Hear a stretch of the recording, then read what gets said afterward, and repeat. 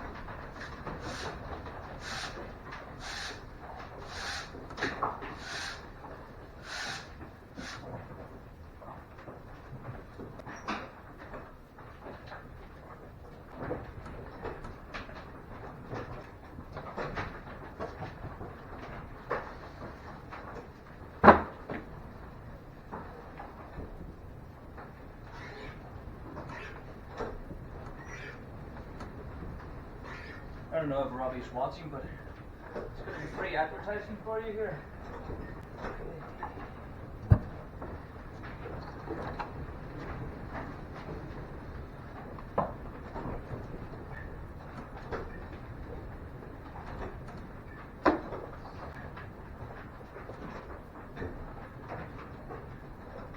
What's my next move here?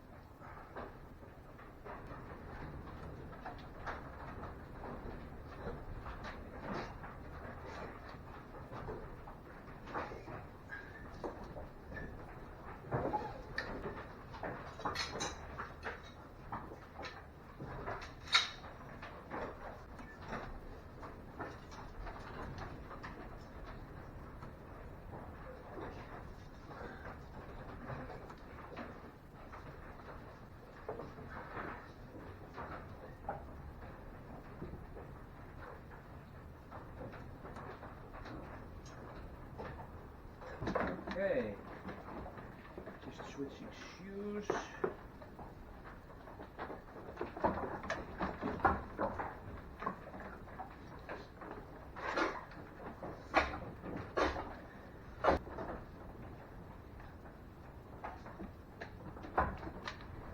We will begin.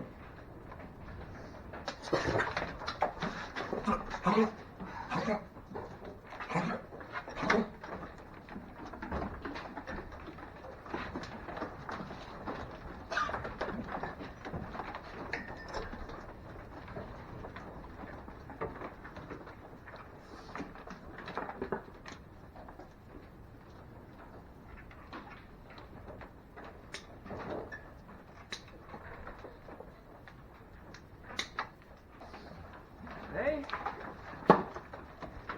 You did good.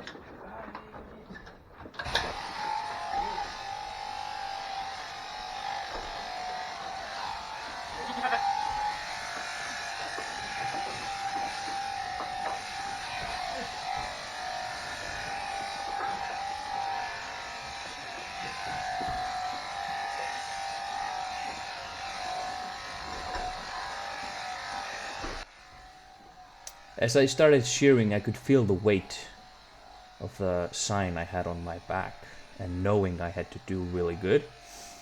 But this sheep wasn't really helping. First of all, this is a tight space. This is the only place in the building that has a concrete floor, and it's high enough for me to hang at least the swing I'm in, and probably the shearers as well. So that's why I'm in there. And yes, he was not the best, but as I could feel that happening, I was like, okay, I'm not gonna be the fastest, I'm not gonna do it the most coolest way, but to hell with it, I'm gonna shear her really good. So yeah, that's what was happening there. Generally, I don't do it this well unless I'm shearing somewhere else. Take that as you may about my character. It's just when they are like this at home, I'm like, okay, screw it. This is how you want to be. And the consequences will be the same, and I will do all of you the same way, and the results will be the results. That was not what happened that time.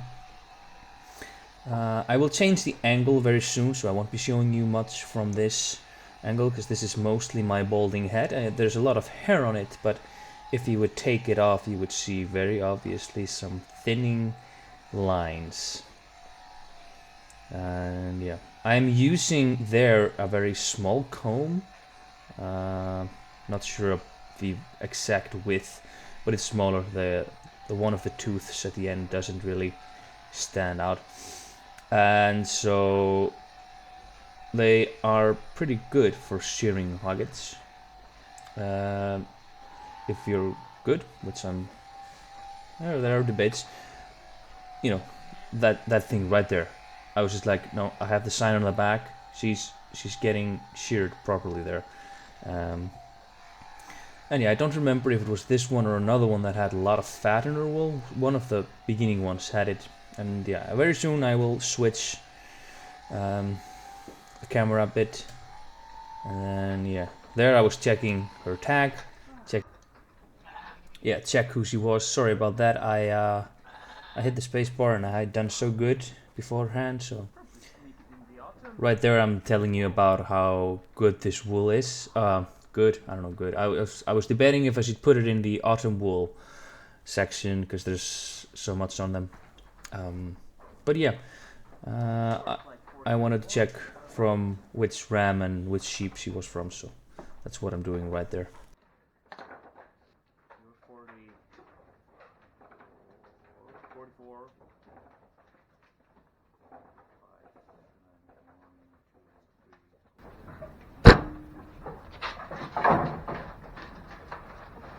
I really hope the camera didn't move during that movement.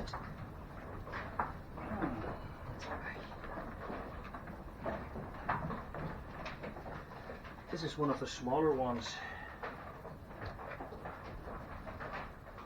Those are nice feet though.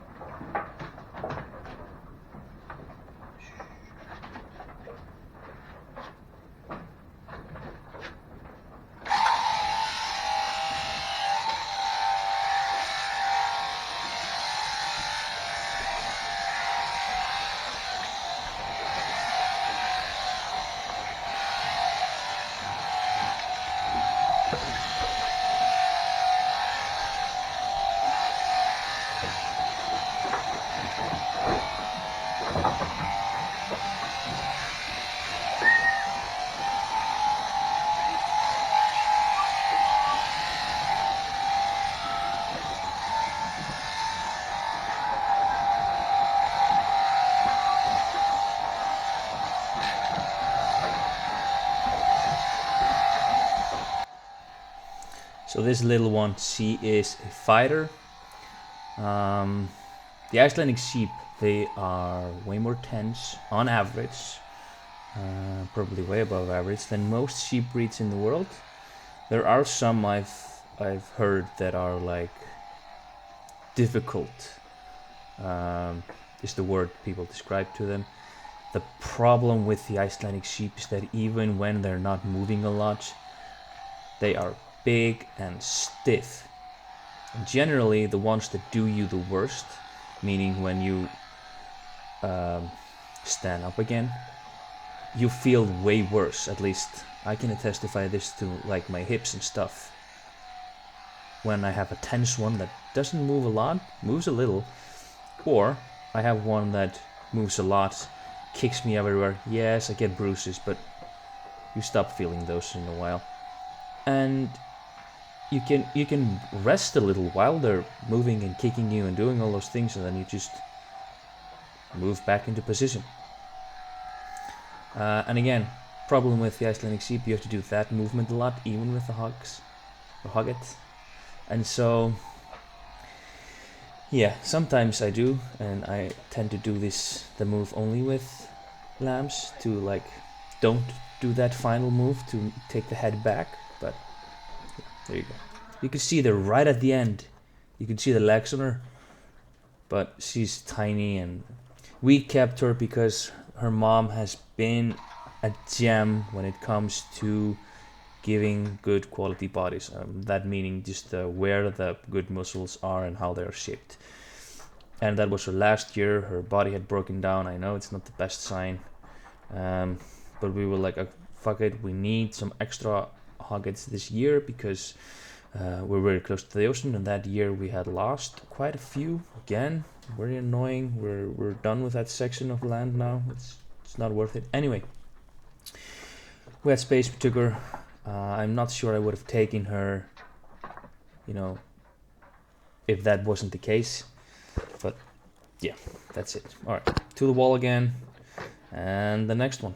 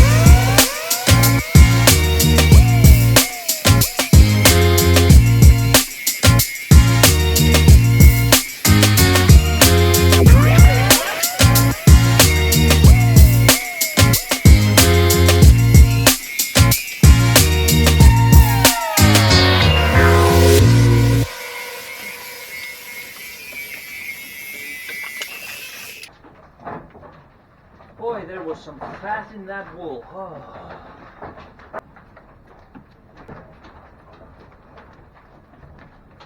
Standing in the light. I hope you can see it.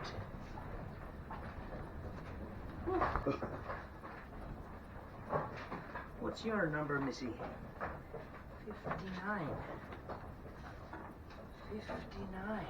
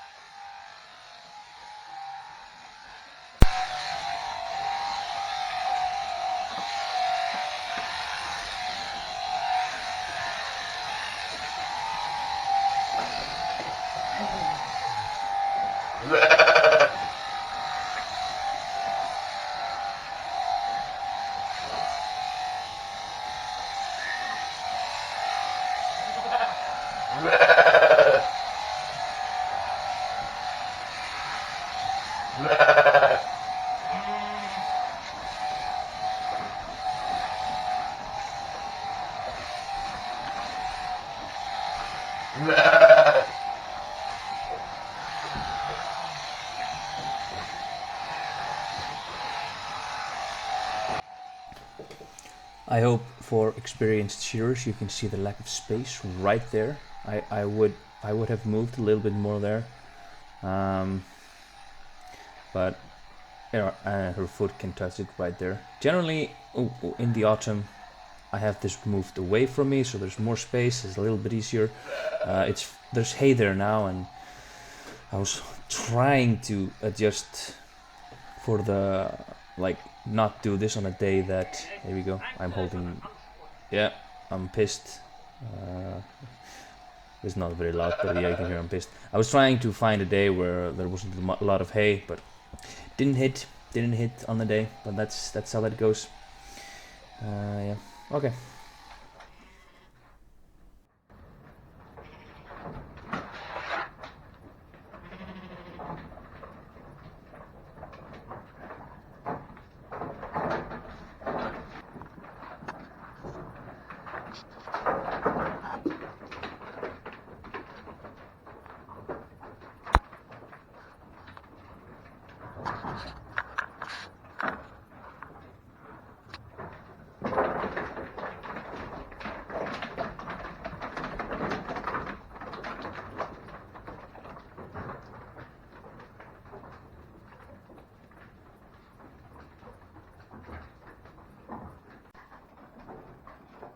I think they look beautiful, but I'm objective, very objective.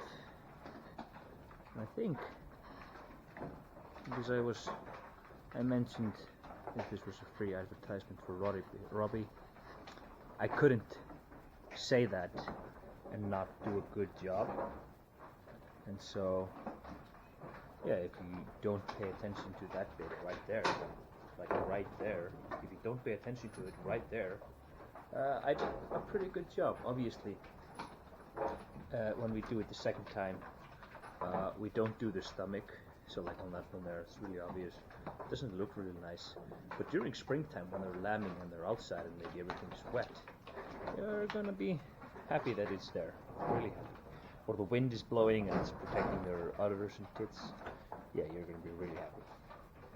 And yeah, why didn't I take off her top? That's because she's a special breed that you can notice behind her there's one with 4 horns, so that's a variation. So 4 horns. She broke one off, but there is a little horn there right around the ear. So it's a variation of the 2 horns. So instead of 2, there are 4. Now, when they are polled and you mix these genes in, you get something best described as an afro, and that's what she had or has. I tidied it up a little bit. She isn't purebred, otherwise this would be a rocking cool afro. But oh, would you look at that wont? You know, wouldn't be described as a butt man. That was nice, real nice. You're photogenic. Oh, too close. You can see also, I'm quite happy with it. The horn growth on them is quite good. So they've obviously been growing since they came in here, obviously. And I'm really happy with that. Like that one's just like... What I do here is I feed them crushed barley. And obviously with the gravel on the floor here, some of it gets in when they're running back. Barley.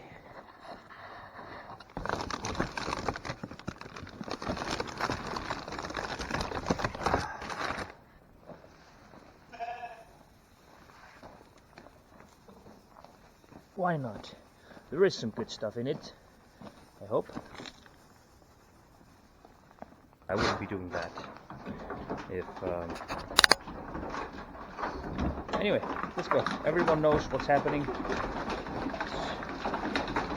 Just trying to make sure they don't go all at once. Because remember, you are pregnant, so it would be nice if you didn't, you know...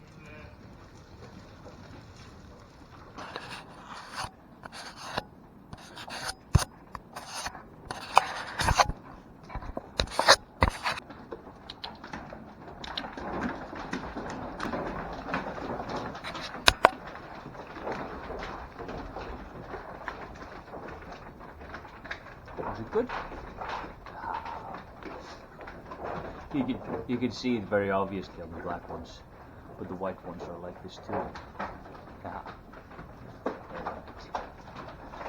They like it. And can't really say that this is the reason why they've been growing so much. Because, truth be told, they've just recently started to eat it. I've been trying to feed it to them all winter, that's true. But this is, like, last 2.5 weeks maybe. We'll be generous and say 2.5 weeks. They've been eating it like that. So, yeah.